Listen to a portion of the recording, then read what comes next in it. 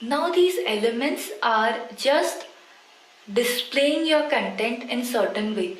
Like if you put anything in the P element, then your content will be displayed as a paragraph.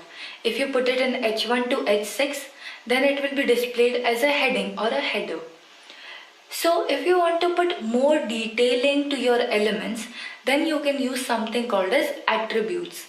Attributes are used to give additional information or additional properties to your element.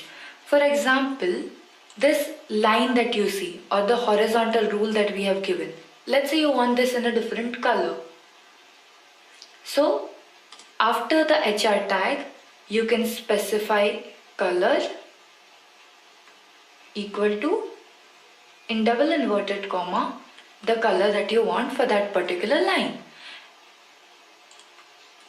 When you save it and refresh it, you will see that the line which was black earlier has now changed to blue.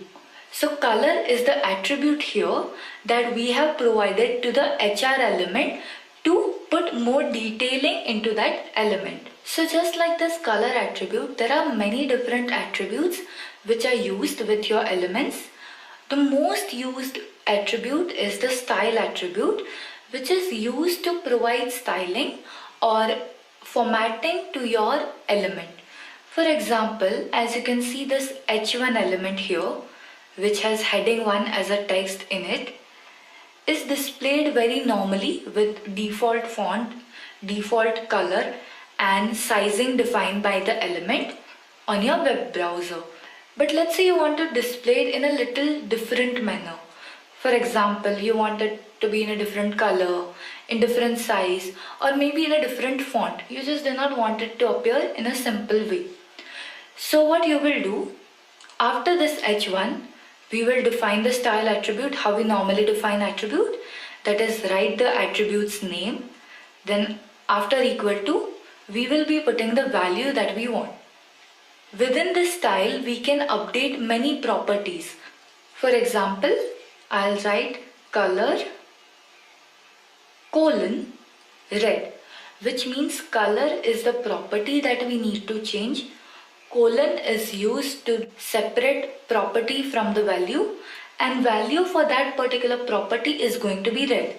That means apply red color to this element. When I save it and refresh it, you will see color has been applied.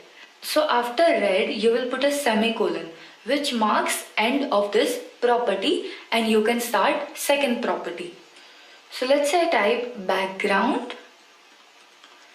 dash color, which means this property will be changing color of the background of this particular element. Colon, let's say yellow, and put a semicolon to mark end of this property. And let us refresh the page, and you will see it has been applied. So within this style attribute, you can give many styling properties and it will be applied.